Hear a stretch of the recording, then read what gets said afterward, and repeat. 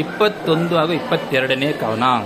ದ್ರೋಣಾಚಾರ್ಯರು ಹೇಗೆ ಹುಟ್ಟಿದರು ಎಂದು. ಮುನಿ ಭಾರದ್ವಾಜ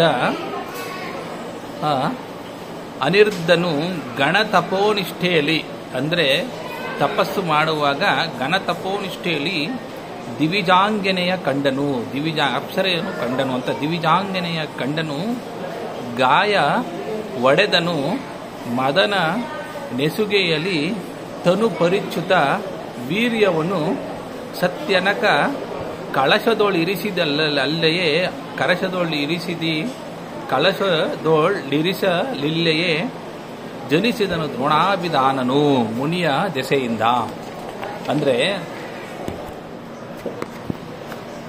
ಭಾರದ್ವಾಜನೆಂಬ ಋಷಿಯು ತಪೋನಿಷ್ಠೆಯಲ್ಲಿರುವಾಗ ಒಬ್ಬ ಅಪ್ಸರೆಯನ್ನು ಕಂಡು ಕಾಮಪೀಡಿತನಾದನು.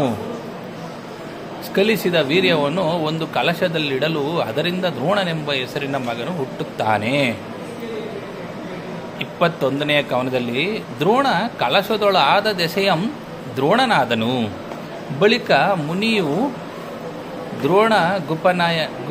ದ್ರೋಣ ಉಪನಯನಾದಿ ವಿಪ್ರಕ್ರಿಯೆಗಳನ್ನು ರಚಿಸಿ ದ್ರೋಣನೊಡನೊದಿಸಿ ನೃಪಾಲ ಶ್ರೇಣಿಯನ್ನು ಶಸ್ತ್ರಾಸ್ತ್ರ ಕಲೆಯಲ್ಲಿ ಜಾಣರನ್ನು ಮಾಡಿದನು ಭಾರದ್ವಾಜ ಮುನಿಯಂದ. ಅಂದರೆ ನೀರನ್ನು ತುಂಬುವ ಮರದ ಪಾತ್ರೆ ಅದನ್ನು ದ್ರೋಣ ಎಂದು ಕರೆಯುತ್ತಾರೆ. ಅದರ ಕಳಶದಲ್ಲಿ ಹುಟ್ಟಿದುದರಿಂದ ಅವನಿಗೆ ದ್ರೋಣನೆಂಬ ಹೆಸರಾಯಿತು.